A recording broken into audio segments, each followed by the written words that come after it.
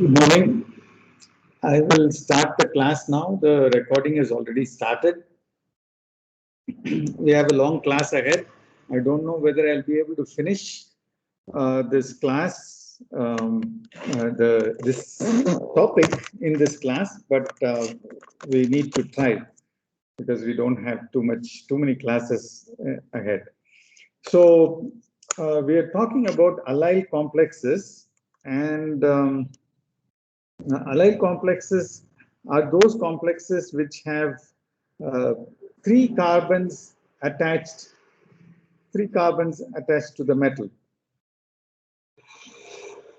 So C1, C2, C3 are attached to the metal. And as I showed you, there are many different ways by which we can synthesize these complexes.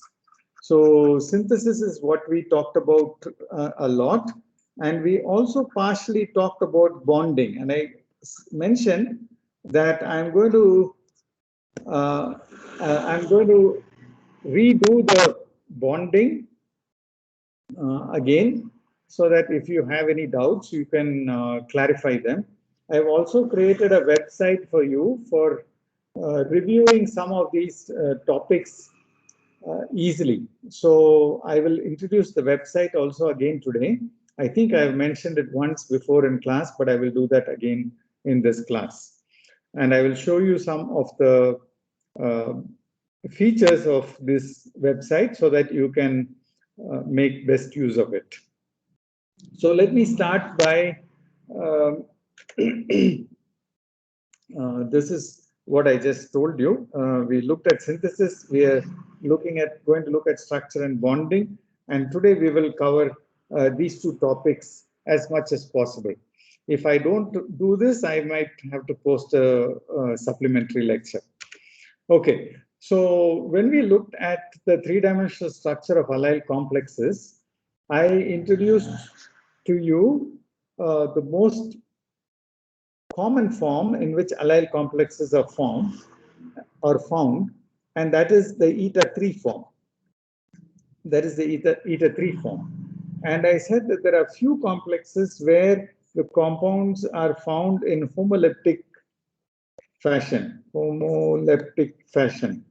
This means that there is only the allyl complex, and this particular species is the nickel bisallyl complex.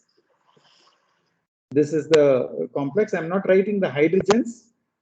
Each of these allyl species has got one hydrogen in the central carbon, and this is a unique hydrogen. Okay, so this is either the central or the unique hydrogen. So we're going to define the other hydrogens with respect to this central or unique hydrogen. Now, let's go back to the bonding picture. On the right side of the screen, you have the sandwich structure. And on the left side, you have the palladium complex of allyl species, which has got PPH3. Okay, so this is the palladium 2 allyl PPH3 complex. So in the last class, I introduced to you the allyl cation. This is the simple allyl cation, CH2, CH2, CH plus. Okay, this cation, the molecular orbitals of the frontier molecular orbitals of the allyl cation. And if it is a cationic species, then obviously the pi system is having two electrons in this orbital. This is empty and this is empty. But when we talk about the electron counting, we think of it as if this is filled. So because this is a bit confusing, I've shown it to you as empty, but then I'm talking about it as if it is filled. So I have redrawn these pictures I have redrawn these pictures so that now they are the lowest 2 pi molecular orbitals are filled. Lowest 2 pi molecular orbitals are filled, and the only thing that I need to now tell you is that this allyl system, for the sake of symmetry, we'll have to align this along one of the axes. Okay, so I hope that is clear. Maybe that is not clear. So let's draw that again. Okay, so it's parallel to the 3 carbons are parallel to one of the axes. Now, why do I need to do that? It is so that I can get one of my for example, in this case, if it is parallel to the x-axis, this is x-axis, then the dxz is the one which is going to interact with this orbital. If it is parallel to the x, then the y will be the one which is perpendicular to the alignment of the, this is the x-axis again. You can't change the axis in between. So the y is the dyz orbital, the one that interact with this. Did anybody have a question? Okay, so this will interact with px in a sideways fashion, lateral overlap. This will also be lateral overlap. And these two would be good overlaps. Let me see if I can mention that for you. I mentioned that I'm not sure whether you can see the screen, but the dyz and the dxz is going to be pointed along the 2 carbons like this. Okay. So these are the 2 fingers, the 1 and 3 carbons. That is the finger that I'm moving, and the 2 orbital lobes that are pointed towards the 1 and the 3 carbons are the dxz orbital lobes. Okay, so that's the way in which it is oriented. In order to help you visualize this, I decided that the best thing to do would be to introduce you to the 3-dimensional pictures that I have, from which I have generated these pictures. Okay, 3-dimensional web page that I have, from which I have generated. So let me move to that picture. So I have yes, this is the allyl fragment, for which you're going to have molecular orbitals. If you scroll down, I will give you this URL so that you can see it. I will introduce it to you in a moment, but first let's follow the website web frame. So here it is. I have for you the HOMO. Okay, so let's see the HOMO. Now this time I have it as a allyl anion, I think. Yes, it is an allyl anion, and you're looking at it from the top. So if I were to orient it in the fashion that I have oriented it in the in the PPT, it has to be like this. Okay. Let me see if I can get the, yes. In the PPT, it is like this. Okay. Now, this is the HOMO.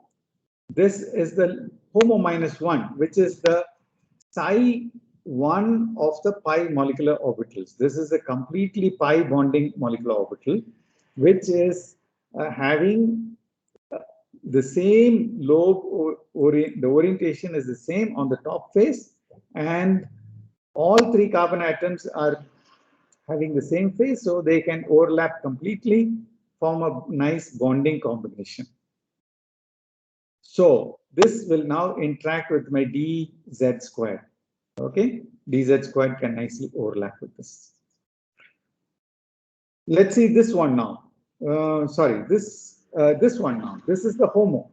The HOMO can interact with, since we said it's the x orbital, this is parallel to the x orbital, this is the x orbital, x-axis. So the dxz orbital can be turned around and it can interact with this. Okay, so I can't draw on this web page, so you have to go back to the PPT now. So this is the orientation that we were talking about. This will interact with the dxz orbital. Okay, so dxz orbital will be, the orbitals will come in like this and like this. The metal will be here. Okay, and so let's shape them for good measure. So I'm drawing only one half of the orbital. Please don't misunderstand. This is the dxz orbital coming in from the top. Now the dyz orbital will be perpendicular to the dxz orbital, and one of the lobes will overlap with this, and the other lobe will overlap with these two. So this will be the filled dyz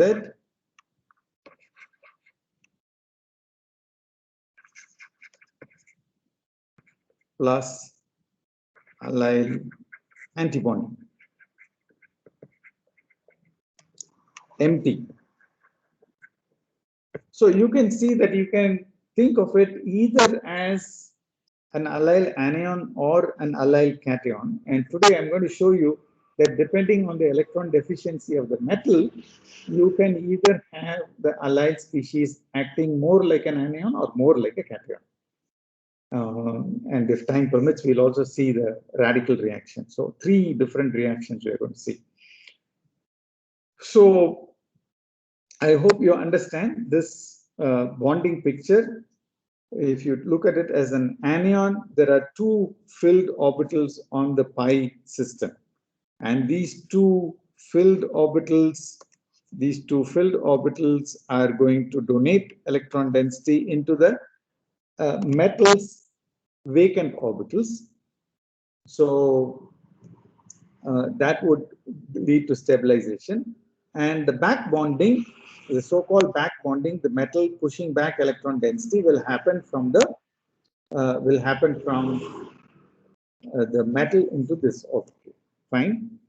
I think one important point we will cover in this picture and move on. So, and that happens to be the fact that you will notice this, all these are sigma type overlaps. What does that mean? If I rotate the allyl species, any amount of rotation around the principal axis,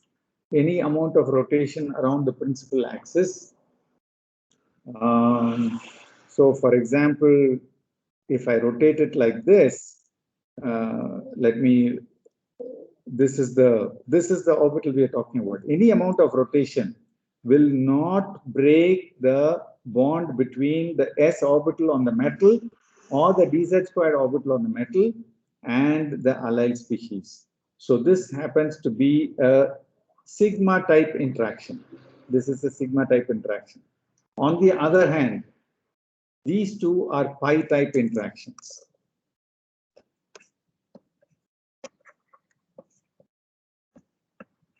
Why? Because the moment you turn them around slightly, the overlap would become 0 if I turn it by 90 degrees, and it will become -1 if I turn it by 180 degrees.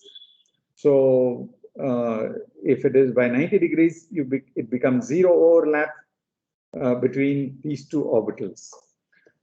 What does this mean? This means that the allyl species can rotate if these two bonds are weak. If this is weak interaction, then it will end up in free rotation of the allyl group around the metal. Okay, keep this in mind because you will find some complexes are able to rotate freely, some complexes are not able to rotate freely. So that really depends on the type of overlap. If the pi type overlap is weak, then the rotation will be facile.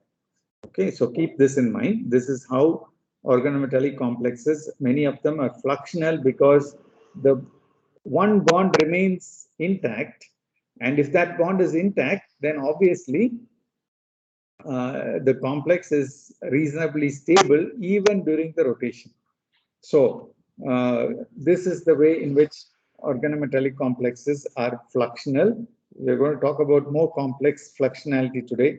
Just hold on. Fine. Now, the type of interaction between the metal and the allyl is not always identical. The metal is not found in the right smack in the middle between the three carbons. I told you it is in the nickel allyl species. I told you if you look at it from the top, you really find the metal in the center of the three carbons.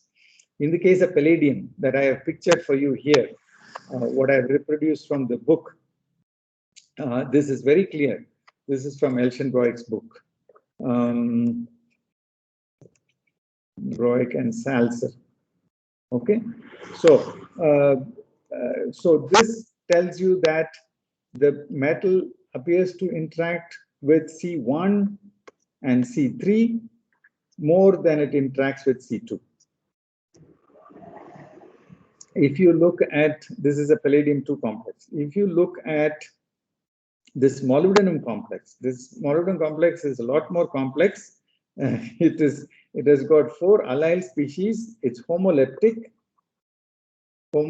again, but 2 allyls are bridging, 2 bridging allyls,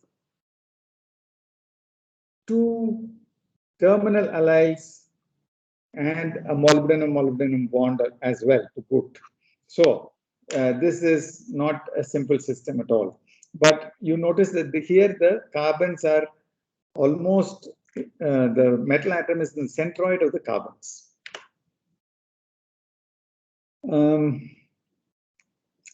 So here is another complex, which is iron 2 complex. And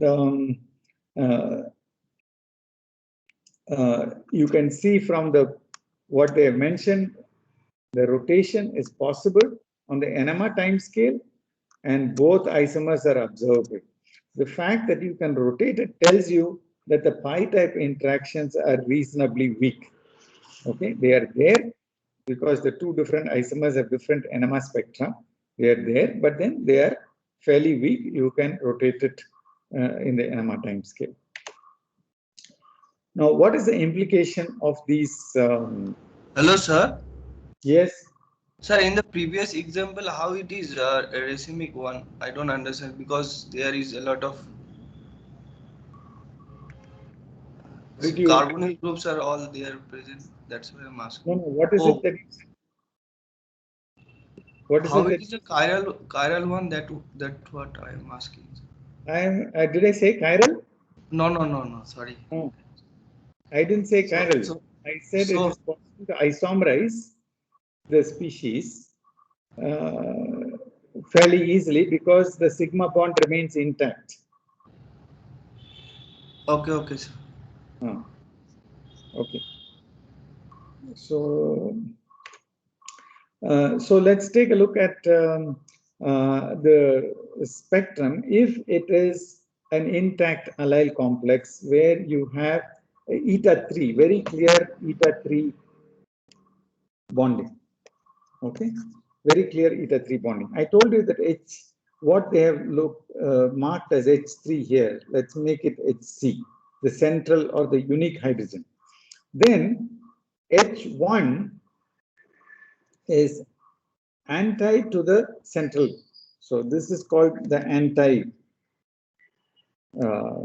hydrogen, and this is called the syn hydrogen. Okay, so these are anti and syn. That's one nomenclature that people use, because the central or the unique hydrogen is identifiable from the central carbon. You can now define the H1 and H2, the two hydrogens, as anti and syn. Any amount of rotation around this bond is not going to interchange H1 and H2. You can rotate it any amount. You can rotate it any amount. It will not change the relationship between H1 and H1 will always remain H1, H2 will always remain H2. And there are two of them, by the way.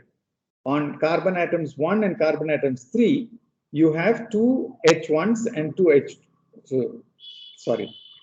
On each carbon, you have one. So totally, you have two. So if that is the case, you see that these two hydrogens are twice, the intensities of these peaks are twice as much as H3, right?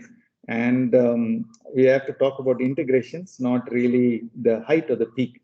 So height of the peak seems to be 4 times more, but the integration is what is counted, and that is twice as much.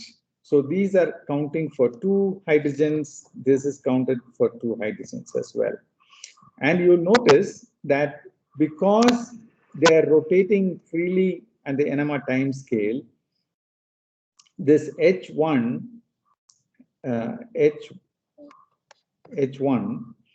is split into two. It's a doublet because it is uniquely coupled to HC, coupled to HC. Similarly, this is also coupled. That's to HC. Okay. So you have two doublets, and there are totally 4 hydrogens which are coupling to the central carbon, 2 different sets. So each set will couple it into a triplet. So because there are 2 hydrogens, this will be couple HC into a triplet, HC into a triplet, and this will also be coupling it into a triplet. So this is actually a triplet of triplets.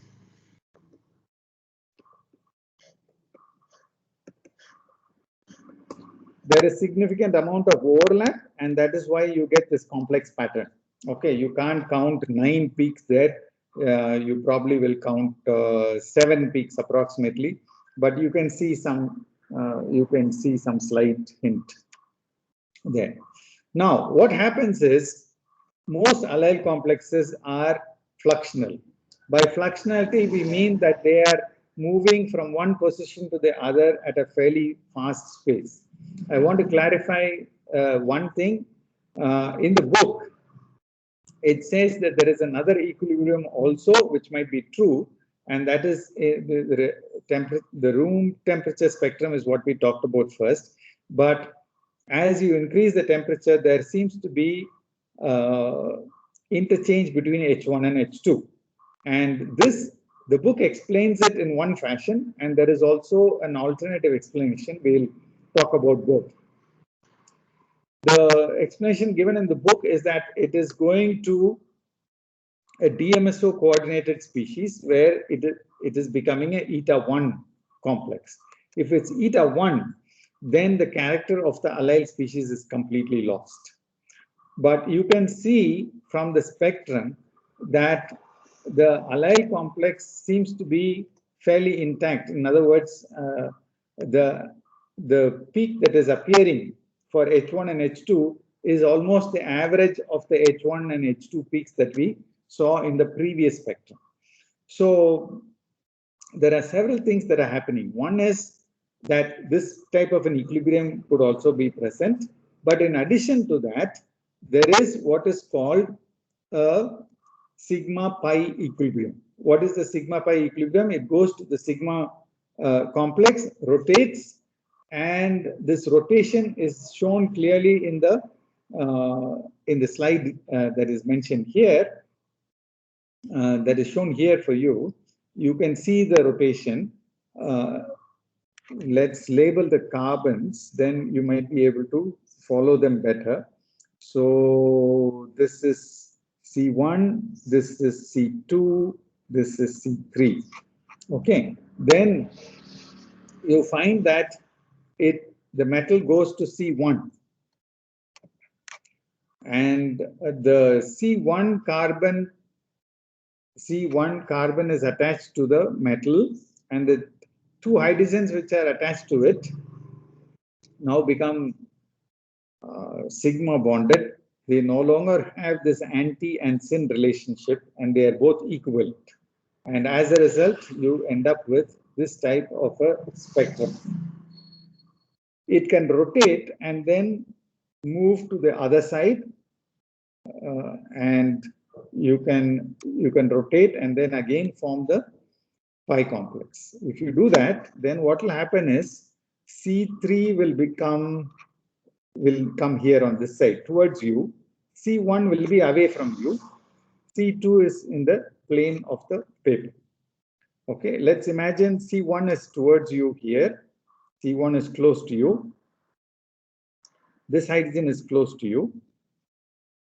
And here, this hydrogen is close to you. So when you rotate it, C3 comes close to you.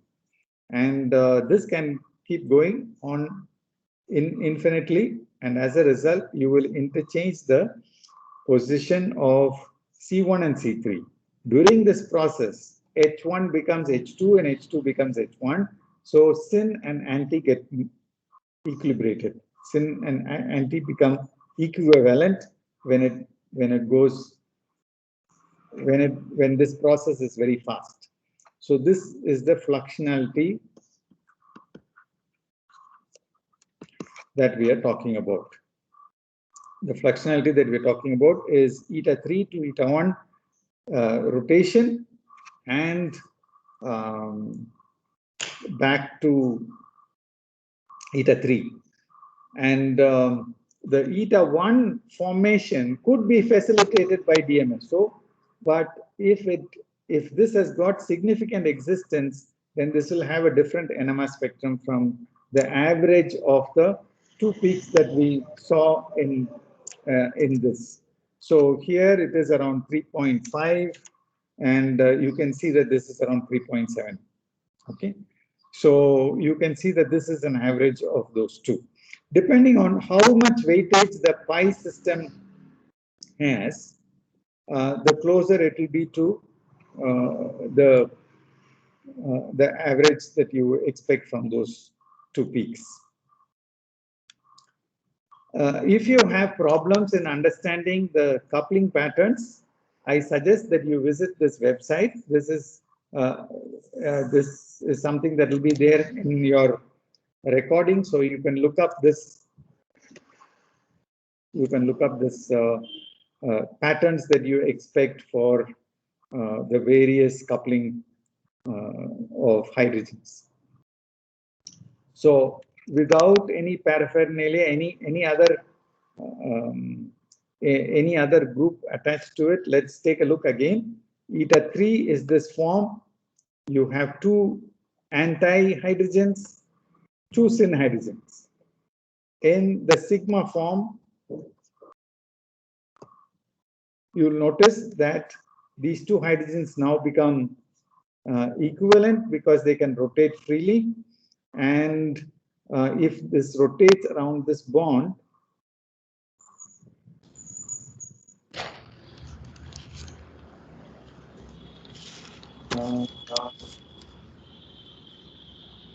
Susan Das, do you have a question or? No, sir. No, sir. Okay, fine. So the metal, if I rotate it around this bond now, I will end up bringing the metal on the top. Okay. In the previous slide, I told you from left to right, the carbons are moving. Now I'm rotating the metal. It's the same thing. if I rotate the metal, metal comes on the top, and then now it again forms a pi complex by sliding across in this fashion. Same thing, if the metal slides across in this fashion, I can move it closer to C1. So this is C1, this is C2, this is C3. Okay, I hope you are able to understand this. This is kind of is a fundamental migration that happens in allylic systems, and we can extend it to cyclopentadienyl systems also. This type of fluxionality from eta 1 to eta n, where n can be odd. So this leads to spectroscopic features of the allyl group and the fluxional behavior of the allyl group. So let me ask you now if you have any questions on this section. Otherwise, we will go to the reactivity part. Next, we will have to talk about reactivity. Hello, sir. Yes. Sir, in the previous spectra, it seems that geminal coupling is not observed. The H1 and H2, like they are not coupling with each other. It is coupling with only the C2 hydrogen. Yeah, that's a major coupling. Yes. Yes. Okay, let me just clarify one point about that. I do not know the geminal coupling the value of the geminal coupling constant in this form. In this form, you're right. H1 and H2 should couple, right? Yes, sir. That's what you're talking about in this form. Yes, sir. It's very clear that H1 and H2 are different, and so H1, H2 should be coupled to each other, and that coupling seems to be very small. Yes, sir. Okay. That was. I do not know the value. I did not look up the value. Maybe one of you can look it up and see what should be the geminal coupling. But it's obvious from it stands to reason that we expect H1, H2 to couple, and we are not seeing it. Your observation is perfectly right. But if they are interchanging very fast, we don't expect that to be observed in this high temperature form. Yes, sir. Yes, sir. Thank you. Fine, thanks for pointing it out. Okay, so so allyl complexes can be very complicated. Spectra can be very complicated. They can be broad. Sometimes you can miss them because if I am operating at a temperature when it's not interchanging very fast on the NMR time scale, the spectra can be very broad. And if it is too broad, it will almost be in the baseline like this. And then you can miss it if you have a small amount of sample. So if there are no other questions, then I will proceed to the next section.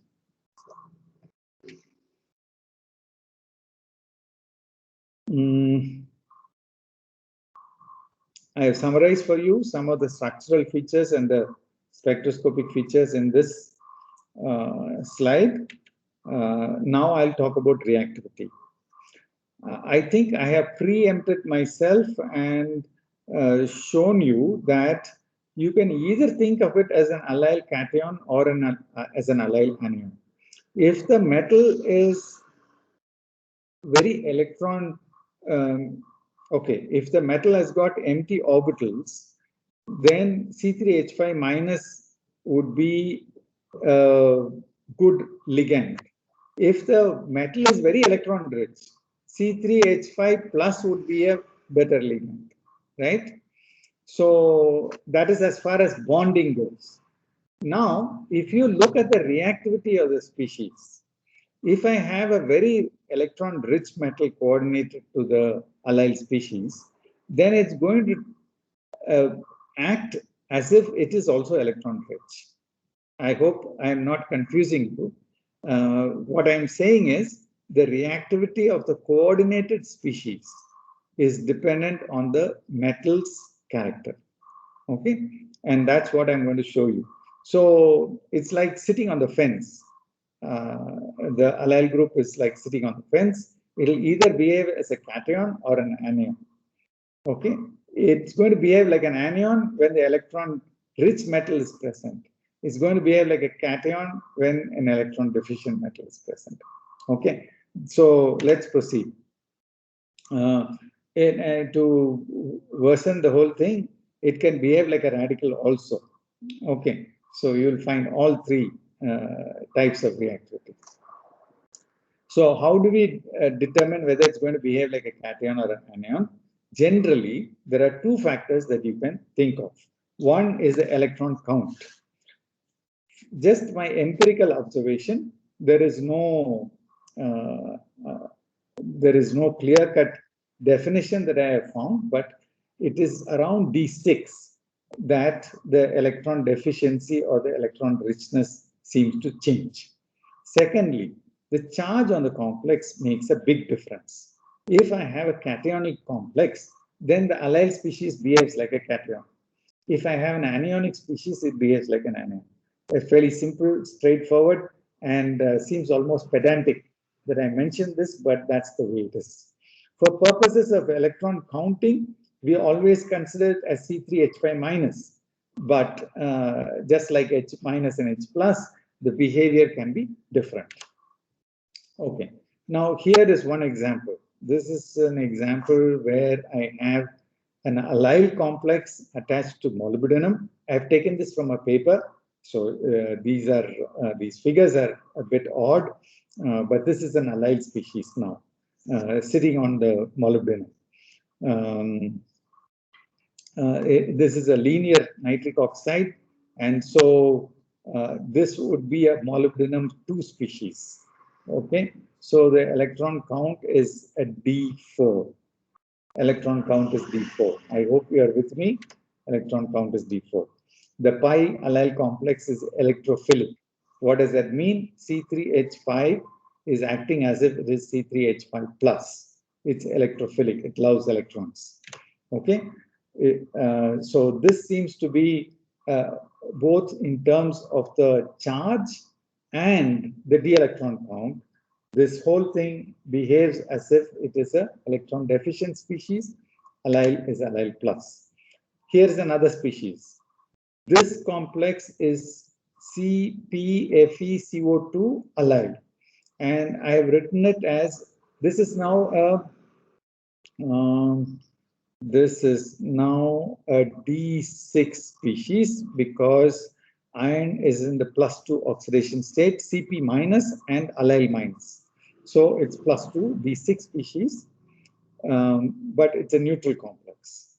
And here the complex seems to love positively charged centers. What does that mean? Allyl is behaving like a negative species, allyl anion.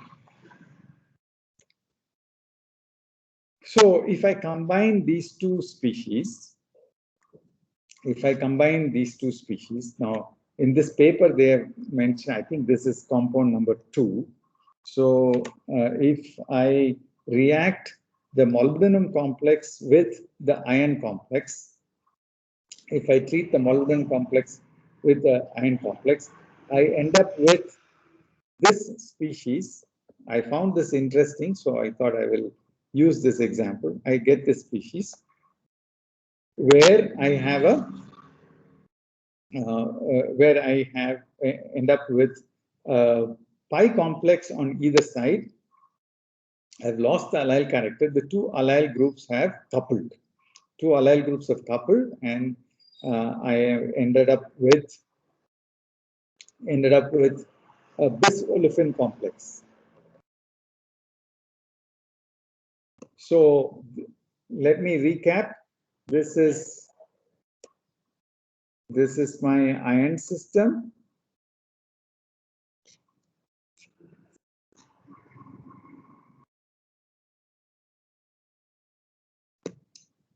So what is happening is this is now going here, and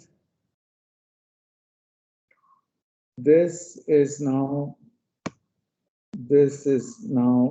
attacking the allyl species on the molybdenum. Okay, and let me, I don't think I can copy paste this, but this is now, let me rewrite the molybdenum species. This is the molybdenum species. Okay.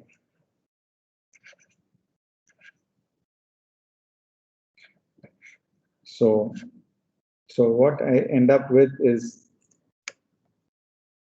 forming a bond here, and this now forms a double bond here. So that's what you have.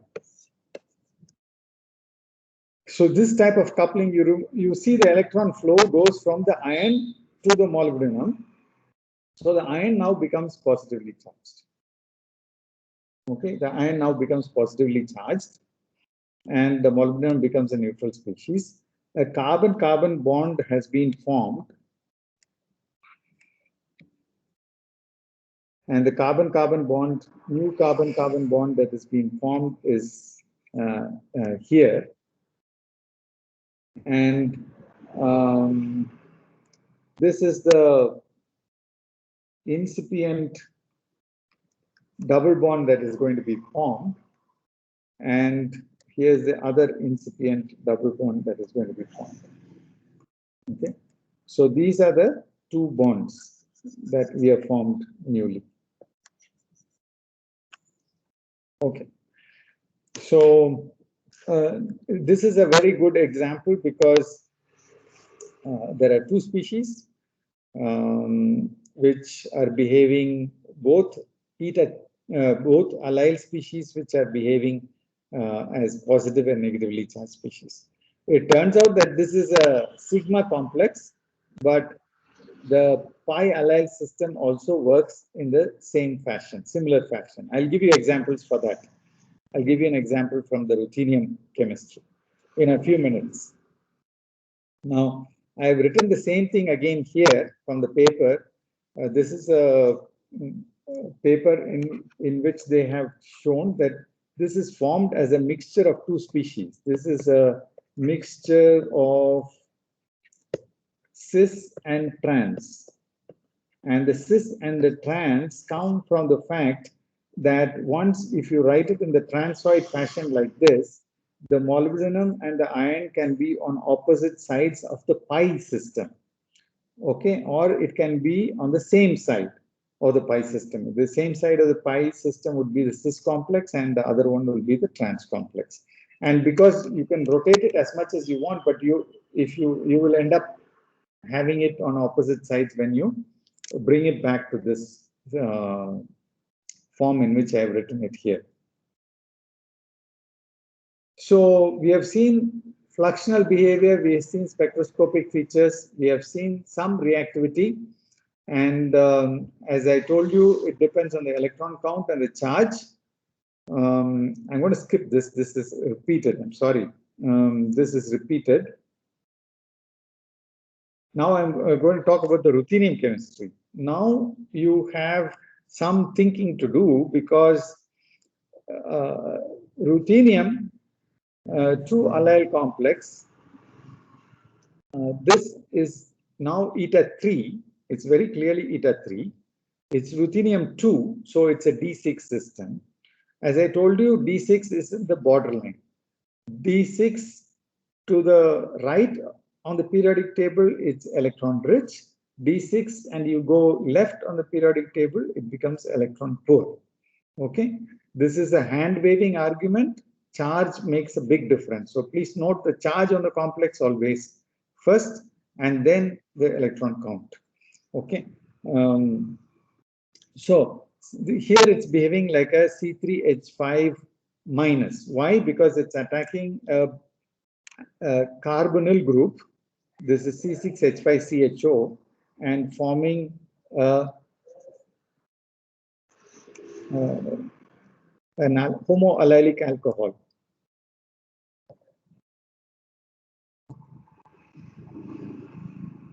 That's what you would form if you reacted it with the allyl species. It's behaving as if it is this species. So you can do this. This is a stoichiometric version. This is a stoichiometric version in which you have taken a ruthenium allyl complex and treated it with benzaldehyde, and you get this as a product.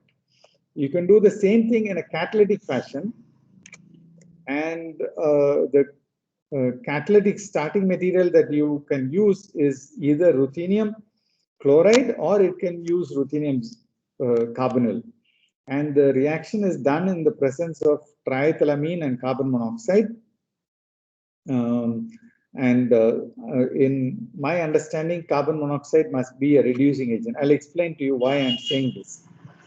If I treat ruthenium 0, this is ruthenium 0 with allylic acetate, I can form a ruthenium allyl species, which is oxidative addition, right? This is ruthenium 0 plus allyl acetate. This can be the species.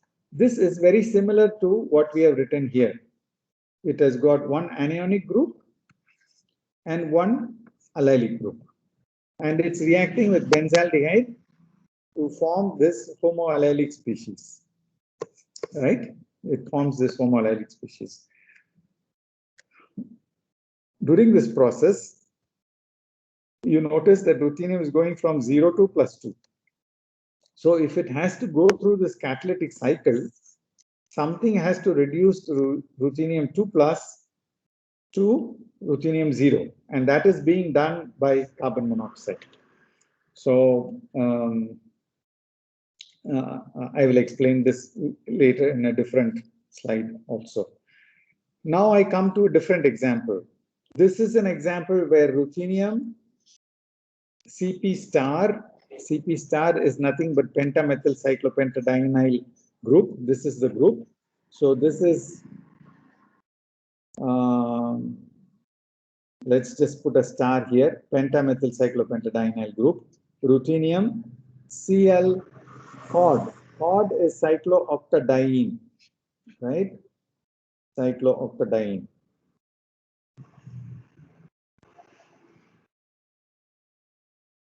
So this cyclooctadiene ruthenium compound is +2 in oxidation state. It forms a +4 oxidative addition of allyl chloride, and it forms this species. So here very clearly ruthenium is in +4 oxidation state, electron deficient metal. It must be electron poor. So this will behave like a allyl cation.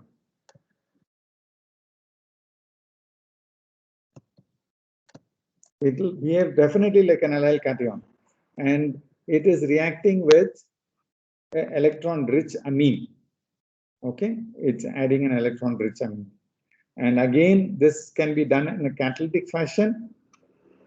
These are catalytic reactions where I get substitution of nucleophilic. It's looking as if it's a nucleophilic substitution reaction, but it is going through this oxidatively added species ruthenium 4, and you can see the yield is consistently good, but depending on the other substituents on the ruthenium, you're slightly varying the ratio. I won't put too much emphasis on this. The oxidized species could be the species 3A that I mentioned, but this is a good example where ruthenium has changed the character of the allyl species depending on whether it is in +2 or +4 oxidation states. I will leave the slide on for just a few seconds just to show you that carbon monoxide can reduce the ruthenium back to ruthenium 0 because it can undergo a reaction with water, to give you 2 electrons. So that's one possible way in which you can regenerate it.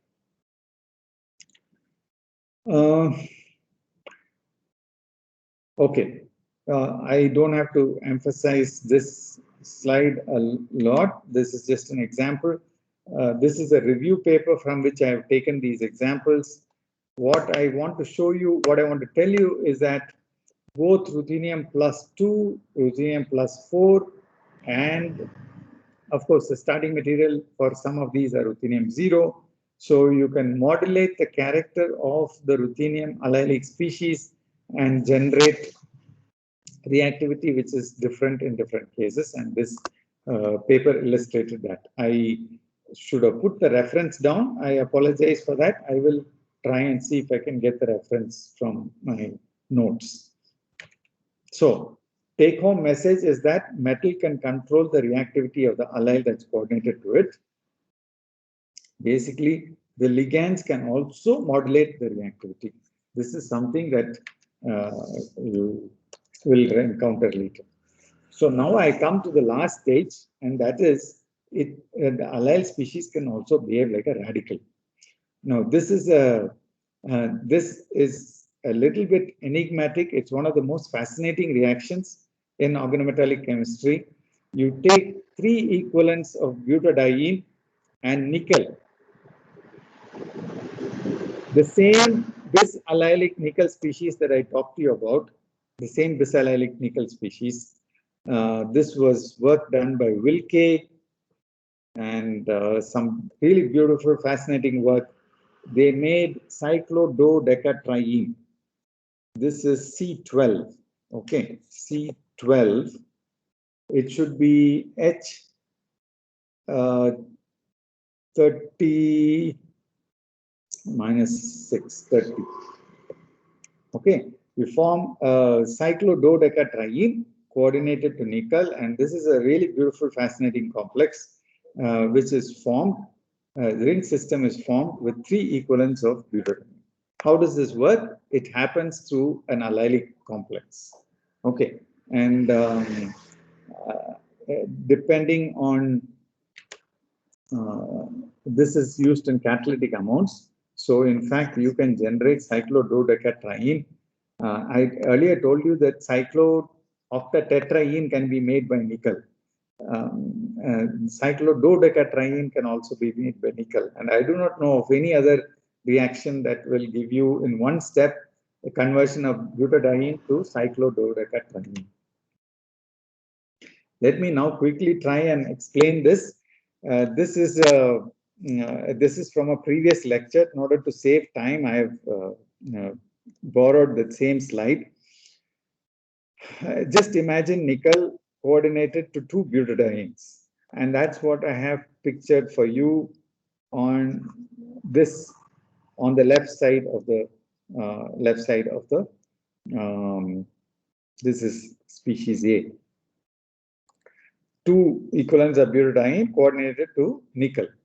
Turns out that you can't do this without encountering the steric problem, but you can in fact move them out so that you have eta 4 and a eta 2 species.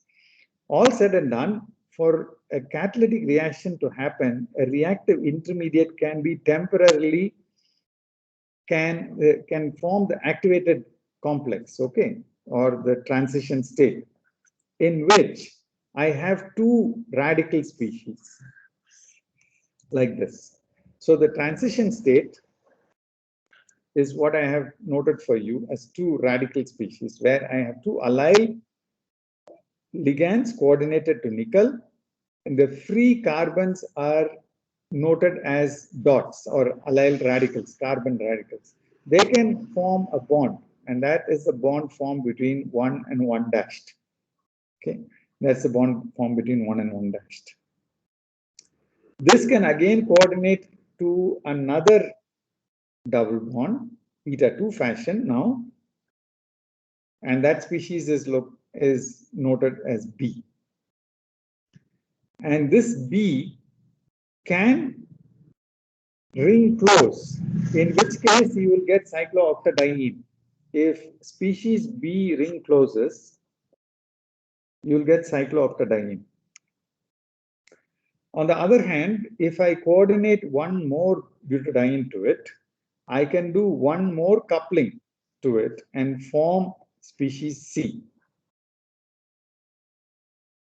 which can do a carbon-carbon coupling, okay, a carbon-carbon coupling, which is giving you the cyclododecatriene species.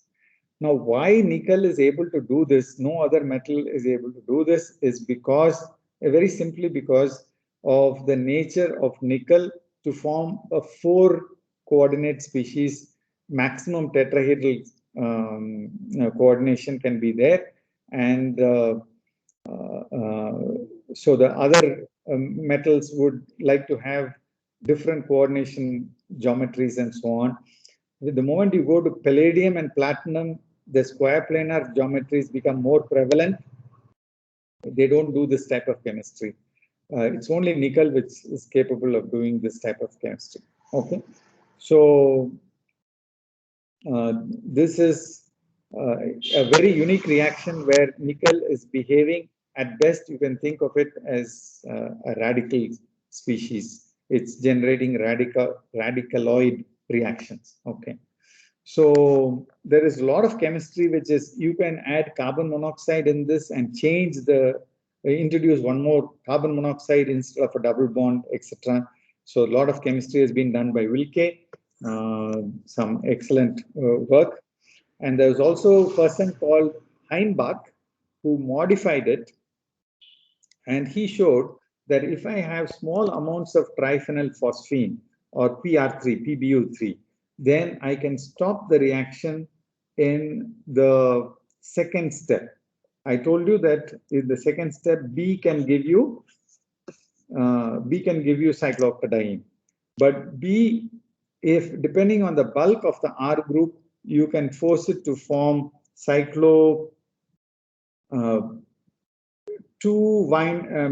bis-vinyl cyclobutane or vinyl cyclohexene, or bis-vinyl or divinyl cyclobutane. Okay. So these are all possibilities. What he showed was that depending on the nature of the phosphorus and the concentration of the phosphorus, this is a log plot. This is a log plot. You can vary the amounts of the different products that are formed. And these are called ligand reactivity maps. These are called ligand reactivity maps because by changing the ratio of the ligand to the metal, you are able to change the product. So you're controlling the ligand is controlling the reactivity. Ligand reactivity control maps are drawn. So if you have no ligand, cyclododecatriene. If I have some ligand, I can control it and form different species.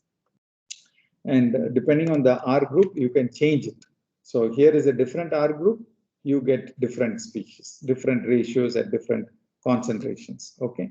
So ligand product, ligand concentration control maps.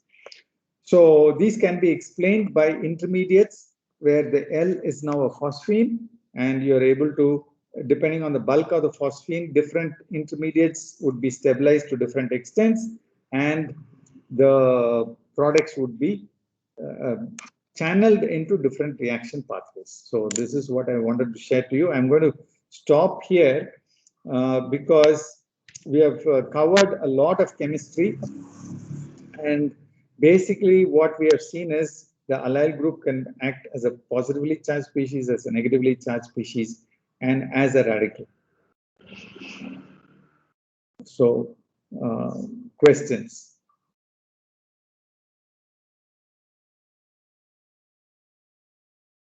If there are no questions, then what I will do is I will introduce the, I will introduce So the one thing, go ahead, Pankaj. so how it can it be extended further from dodeca triene? Is there any without any ligand, the moment you add a ligand, you're going to constrain the system to go towards a smaller ring system, right? This we have seen Yes. in Ferritium also, and sterics will always force it to a smaller ring system. So the biggest ring system that has been observed is the cyclododecatriene with nickel allyl complex, and that so I don't know of anything that has been expanded further. Of course, you can polymerize things, and that requires another lecture and a different metal system altogether. Okay, sir. Thank you.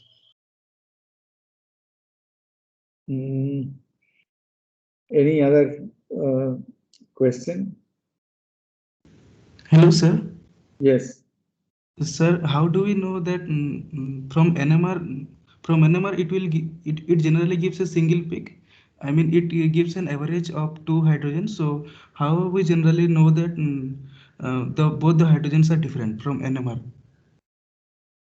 Because if it is fluxional, then it will give an average of peaks, average of 2 hydrogen to a single peak. So how can we measure that both the hydrogens are different from NMR? I am a bit lost about your question.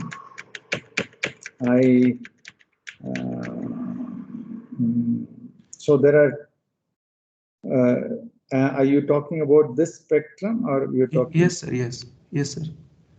So usually the coupling constants tell you what is coupled to what. So if two hydrogens are coupled, just by measuring the coupling constant, I can tell you that the spacing between these two peaks and the spacing between these two peaks tells me immediately that these are the two species which are coupled. Okay. Yes, So that tells me what is coupled to what, and integration tells me, integrations will tell me how much is there in it, how many peaks are there in it. By measuring the ratio of the integrals, I can tell you how many. So I know the number of peaks, I know the splitting pattern, and I know the coupling constant. So I can interpret it on the basis of these. Okay, sir. Okay. Have you done a course on spectroscopy yet? Yes, sir. Okay. So those are the three things. And still confirmation can be done by decoupling experiments. So there are a lot of ways by which people make sure that which proton is coupled to which proton and so on. And two-dimensional experiments can also be done. Okay, sir. Okay.